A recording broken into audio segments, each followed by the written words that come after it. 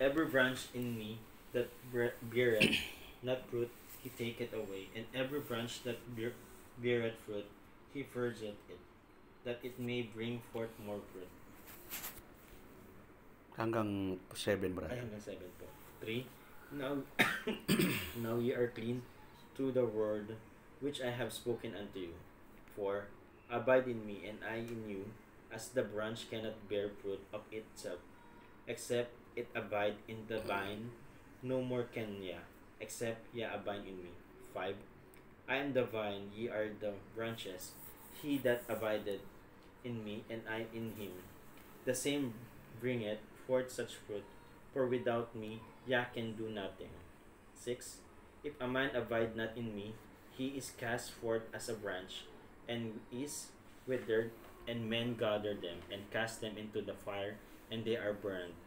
7. If ye abide in me, and my words abide in you, ye shall ask what ye will, and it shall be done unto you.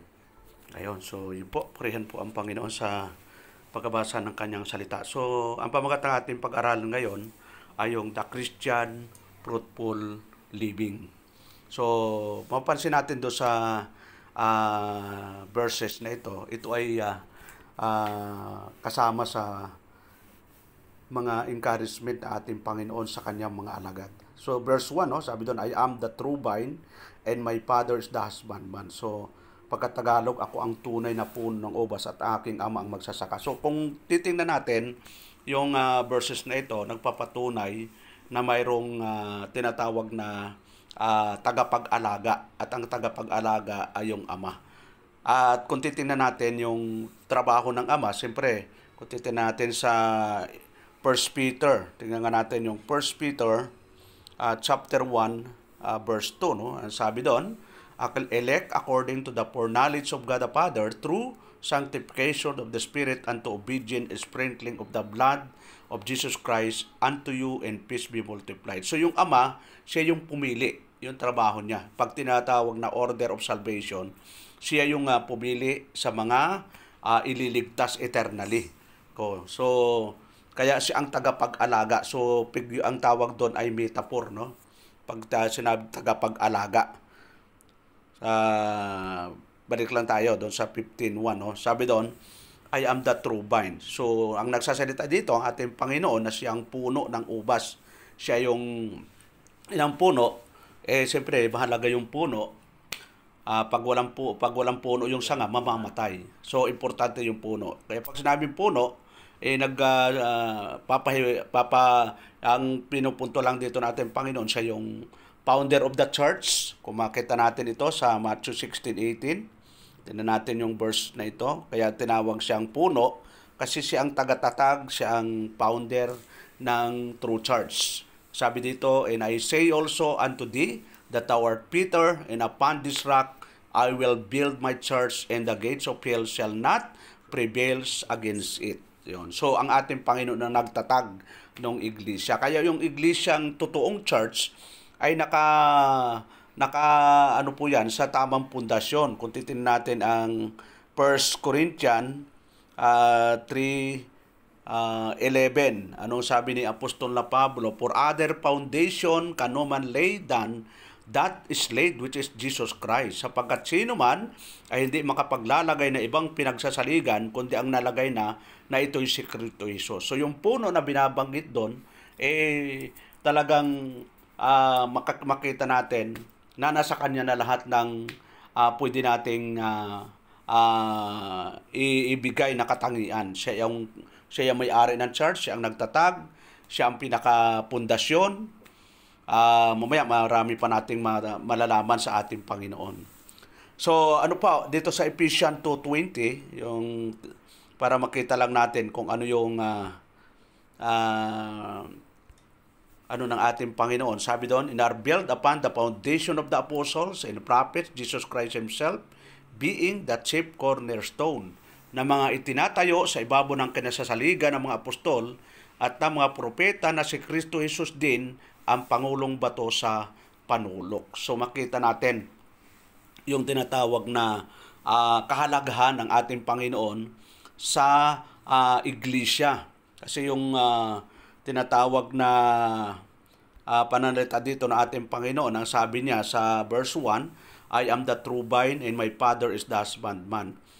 Tapos sa verse 2, every branch in me that beareth not fruit, he take it away. In every branch that beareth fruit, he purgeth it, that it may bring forth more fruit.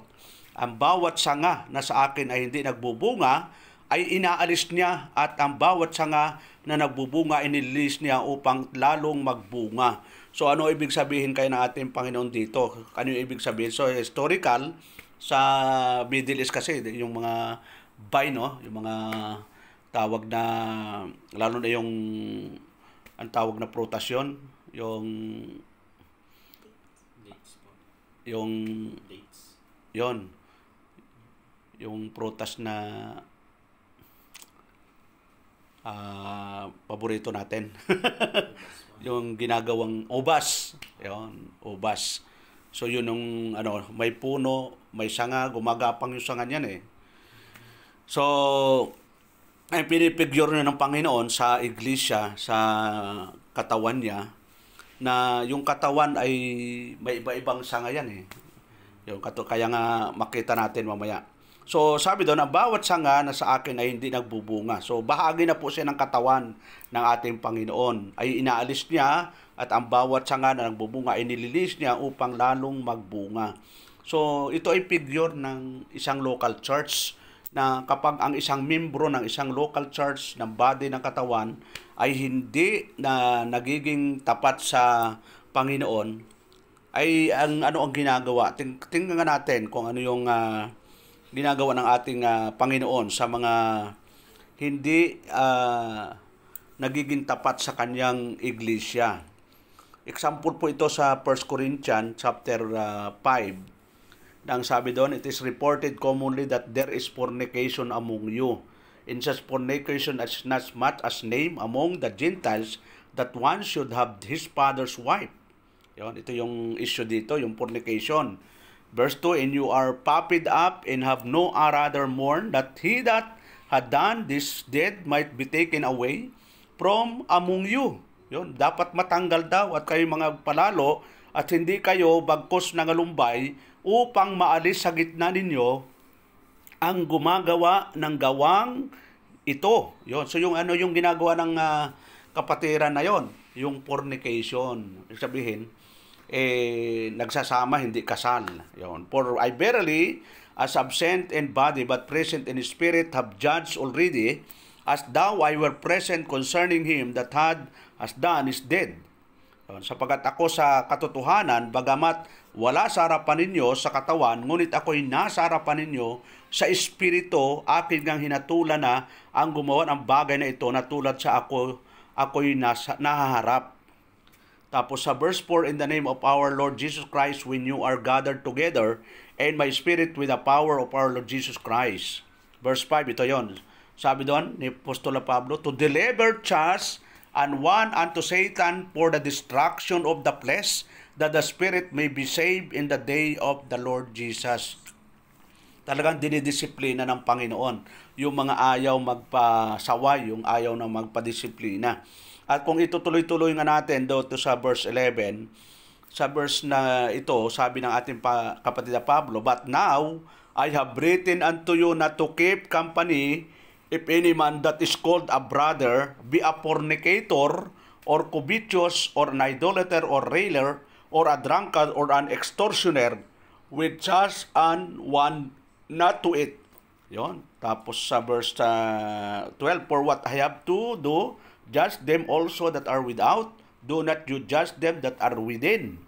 Tapos sa 13, but them that are without God, judge it, therefore put away from among yourself that wicked person. So yung isang Kristiyano, mananampalataya, ay hindi na po nagpasaway, ang tawag na sa kanya ay masamang tao, wicked person na. Pero hindi naman sinasabing pag inalis sa church ay hindi na siya iligtas eternally. So mawawala lang siya sa local church, mawawala yung privilege niya. Ang tawag doon ay ititiwalag na. Aalisin na sa talaan kasi ayaw na magpasaway sa mali. Kaya ito, sabi doon, sa Tagalog nga, sabi doon, datapwat sinusulatan ko nga kayo na huwag kayong makisama sa kanino mang tinatawag na kapatid kung siya'y mapakiapid o masakim o mananamba sa Diyos-Diyosan o mapagtangayaw o manglalasing o manglulupig, sa gayoy huwag man lamang kayong makisalo. Yun, alam mo yun, babala yun. So, ito yung mga uri ng Kristiyano na talagang inaalis ng Panginoon pag hindi talaga nagsisisi na. Yun, kaya totoo yung sabi ng Panginoon na kung babalikan natin, John 15, verse 2, na sabi doon, every branch in me that bear not fruit, he take it away. Yun, inaalis niya. At yung mga every branch that beareth fruit, ito yung mga Kristiyano naman na talagang naninindigan sa katotohanan, talagang yung salita ng Diyos is sinasabuhay. Ano sabi ng Panginoon? And every branch that beareth fruit, he forget it, that it may bring forth more fruit. Kaya yung mga tapat sa Panginoon, makita mo yung buhay nila. Spiritually, lumalago, physically, financially, isang package na yun. Pinapalago ng Panginoon eh. Bakit? Ang sabi ng Panginoon, ang bawat sanga na sa akin ay hindi nagbubunga, inaalis niya, at ang bawat sanga na nagbubunga ay nililinis niya. Siya pa rin ang naglilinis eh, upang lalong magbunga. Kumbaga, tutulungan tayo ng Diyos na maalis yung mga nakakahadlang sa paglago. Kasi siyempre, ang tinitingnan ng Diyos yung puso natin, kung talagang tao sa puso natin yung ginagawa natin for His glory, siya talaga ang tumutulong. Sabi doon, verse 3, now you are clean through the word which I have spoken unto you. Kayo malilinis na sa magitan ng salita na sa inyo'y aking salita. So, tayo, sa harapan ng Diyos, malinis na because of the blood of our Lord Jesus Christ. Walang naglinis hindi tayo malilinis ng sarili nating gawa. Nalinis tayo dahil sa ating Panginoong Jesucristo na siyang living word, sa yung tinatawag na logos ng Panginoon. Kung titingnan natin yung John 1:1, yun ang tinatawag na logos na mismo ang ating Panginoon. Sa Greek ay logos doon. Sabi doon, in the beginning was the Word, and the Word was with God, and the Word was God. Yun, the same was in the beginning with God. All things were made by Him, and without Him was not anything made that was made. So tumutukoy yan sa ating Panginoong Kristo na yung sinasabing sa Greek na logos, na ibig sabihin the living word. Yung living word ay tingnan natin sa Revelation. Revelation 19:13. Anong sabi po doon? Tingnan natin yung Book of Revelation. Pakibasa nga, Brad. 19:13 sa Book of Revelation. Revelation 19 verse 13. And he was clothed with a vesture deep in blood, and his name is called the Word of God. Ayon. So ito yung tawag sa ating Panginoong Jesucristo, the Word of God. Kaya sa Bible, mayroong dalawang, kaya minsan nagkakamali yung iba, kasi yung Word of God, dalawang bahagi yun, o tatlo nga, yung tinatawag na written word, tumutukoy sa Bible, tapos pangalawa, yung spoken word, yung mismong salita ng Panginoon, at yung living word, ito yon yung binabanggit dito na ang ating Panginoon. So pag hindi natin naintindihan, maliligaw ka eh. Halimbawa, kahit malalaking mga Baptist, ang sabi nila, ang nagbo-born again daw yung Biblia. Kasi mababasa nga nila ito, pero yung Word of God dito, hindi tumutukoy sa Biblia. Tumutukoy yan sa Panginoon. Hindi nila naintindihan yun. Kasi dapat maugat natin yung anong Greek nun. Yung Greek nung written word ay rima. So magkaiba. Ito namang Greek dito ay logos na tumutukoy sa Panginoon, magkaiba. So kaya nga pag sinabi mong sino ang nagbo-born again, hindi yung written word. Yon. Ito yung logos. So kaya makita natin na talagang malawak talaga ang pag-aaral, na dapat talaga maintindihan ng mga mananampalataya. So sabi ng ating Panginoon, verse 4, abide in me. Yon. Sinasabihan nito, siyempre ang ang ang iglesia. Sabi doon, in you, as the branch cannot bear fruit of itself, except at abide in the vine. No more can you except you abide in me. So pag wala tayo sa Panginoon, wala talaga tayong magagawa. Kasi lahat ay nag-i-exist dahil sa Kanya. Kaya kung babalikan natin ang John 1:3, sabi doon, walang malilikha kung wala siya. Ibig sabihin, sa Kanya talaga. Tingnan po natin. Sabi doon, all things were made by Him, and without Him was not anything made that was made. Yon. Tapos sa verse 4, in Him was life. No, sa Kanya ang buhay eh. And the life was the light of men. Yon. Nasa Kanya ang buhay, at ang buhay ay siyang ilaw ng mga tao. Eh kung wala ang Panginoon, walang buhay, wala ring ilaw, so napakadilim ang buhay natin. Kasi siya talaga yung sinasabi na all things were made by Him, and without Him was not anything made that was made. Kaya sa Colossians, tingnan natin yung Colossians, no? 1:16. Colossians, tingnan natin yung Colossians chapter 1, verse 16. Sabi doon, for by Him were all things created that are in heaven, yon, and that are in earth, visible. Kita mo, brado? Visible and invisible, whether they be thrones or dominions or principalities or powers, all things were created by Him and for Him. Yon, nilikha niya sapagkat sa Kanya nilalang ang lahat ng mga bagay sa sangkalangitan, sa sangkalupaan ng mga bagay na nakikita at mga bagay na di nakikita, maging mga luklukan o mga pagsakop o mga pamunuan o mga kapangyarihan, lahat ng mga bagay ay nilalang sa pamamagitan niya at ukol sa Kanya. So, yung glory, yung honor, yung praises, para sa Panginoon lang talaga eh. Kasi para sa nilikha niya at ukol sa Kanya. Yun, hindi niya nilikha para sa ibang tao, sa ibang nilalang. Nilikha niya yung mga bagay para sa Kanya. Yun, para matuwa siya. So, tapos sa verse 17, and He is before all things, and by Him all things consist. Alam mo yun, no? At siya ay una sa lahat ng mga bagay, at ang lahat ng mga bagay ay nangabubuhay dahil sa Kanya. Ay kung wala pala siya, walang bagay. Wala tayo talaga eh. Kasi dahil daw sa Kanya, kaya nabubuhay ang lahat ng may buhay. Tapos sa verse 18, and He is the head of the body.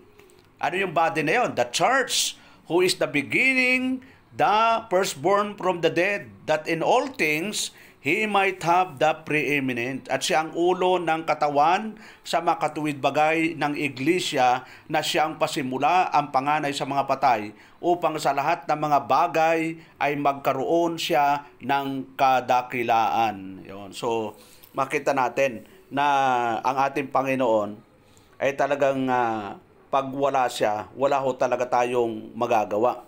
So, verse 5, sabi doon, I am the vine, you are the branches, he that abideth in me, and I in him. The same bringeth forth much fruit, for without me, you can do nothing. Makita natin yung mga Kristiyano, mananampalataya na nanatili sa ating Panginoon, mabunga daw.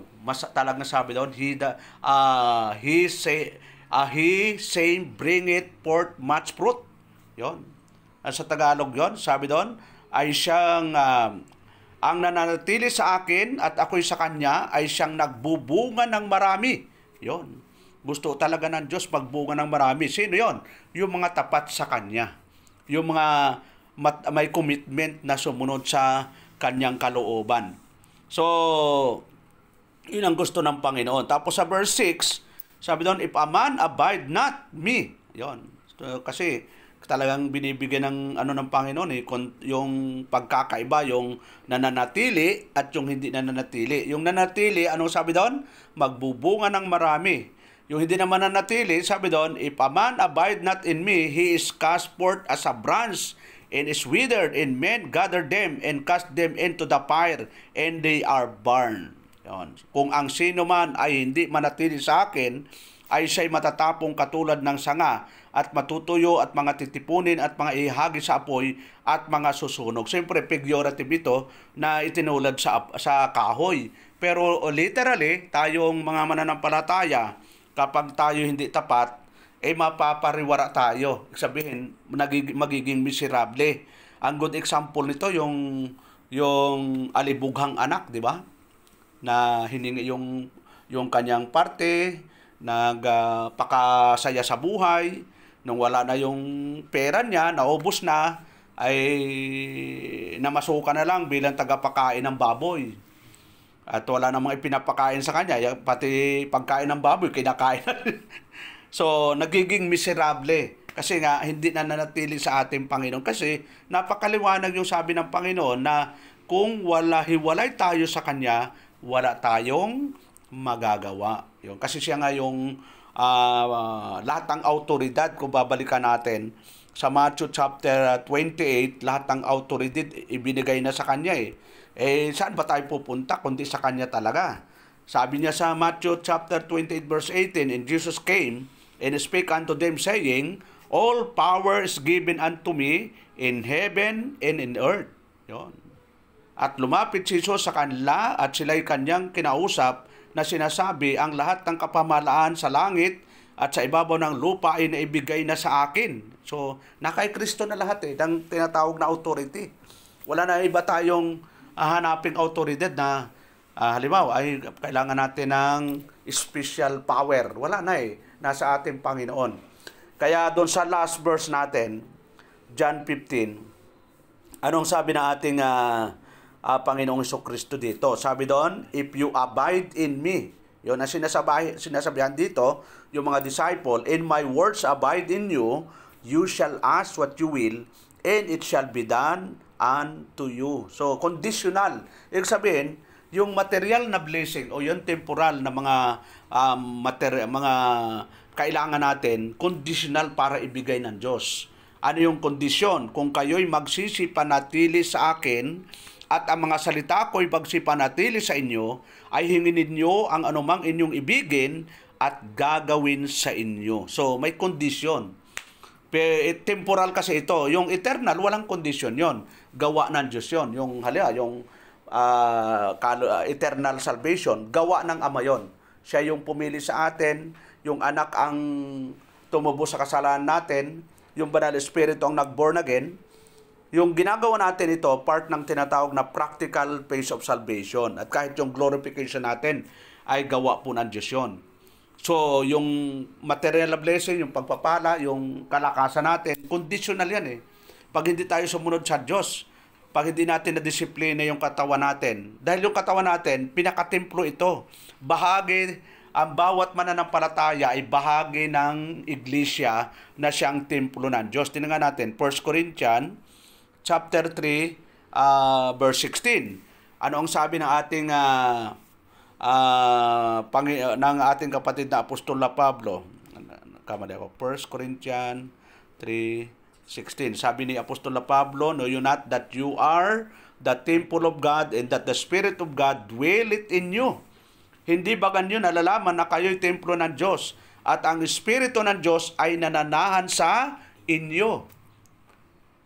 Tapos sa 17, ang sabi doon, if any man defile the temple of God, him shall God destroy, for the temple of God is holy, which temple you are. Kung gibain ng sino man ang templo ng Diyos, siya'y igigiba ng Diyos, sapagkat ang templo ng Diyos ay banal na ang templong ito ay kayo. Yun, tayo. Yung kabuuan ng iglesia, yun ang templo ng Diyos. Yun ang tinatawag sa Bible rin na tingnan natin yung Acts 20. Maraming katawagan po yan. Sabi daw ng ating kapatid na Apostol na Pablo, sabi doon, take heed therefore unto yourself into all the flock over the which the Holy Ghost had made you overseers to feed the church of God which He had purchased with His own blood. Yon, tinawag yung iglesia na Church of God. Sa 1 Timothy naman, tinawag ito, tinan natin yung pagkatawag naman ni Apostol Pablo sa sulat niya kay Timoteo.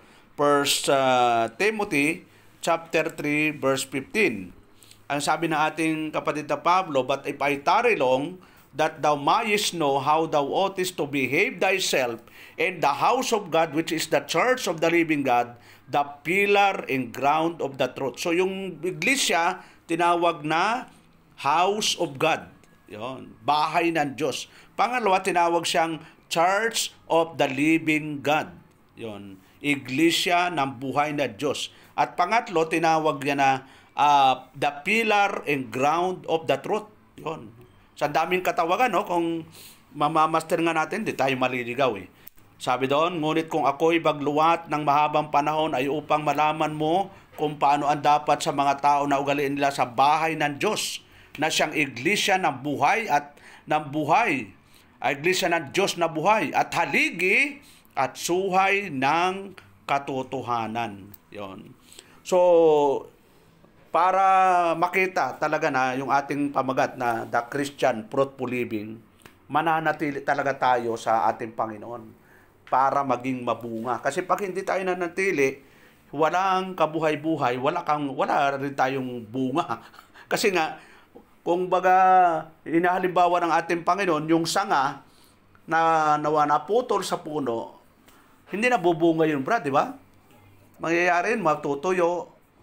So, para manatili ang lumusog, intact talaga, kailangan nandun ka talaga. At sabi ng Panginoon, kung hiwalay tayo, wala tayong magagawa. So, yan sa kabuuan. Importante yung tinatawag na bilang Kristiyano, bilang mananampalataya, maintindihan natin na tayo ay tinawag ng Diyos para tayo ay lumago, mamunga, at maging tapat sa Panginoon. So, tingnan natin yung 1 Corinthians, mga kapatid. 1 Corinthians chapter 4, verse 2. Sabi ng ating kapatid na apostol na Pablo, moreover, it is required in stewards that a man be found faithful. Bukod dito'y kinakailangan sa mga katiwala na ang bawat isa, yon bawat isa, ibig sabihin, kung ako'y tapat, dapat lahat tapat. Hindi pwedeng sakupan ni pastor yung pagiging tapat ng iba. Bawat isa daw, no, ay maging tapat. So, tayo kasi katiwala lang ng Diyos. So, yung katiwala, at apat yun, no? Stewards of time. Yon. Ano yung pangalawa? Stewards of talent. Pangatlo, stewards of testimony. And pang-apat, stewards of treasure. So, yung apat na stewardship, katiwala lang tayo. Ibig sabihin, hindi ho tayong may-ari ng oras. Yon. Sa Diyos yan. Binigyan tayo ng oras 24 hours. So, kailangan tulad dito, sabi nga ng Panginoon, where 2 or 3 gathered in His name, He will be in the midst of them.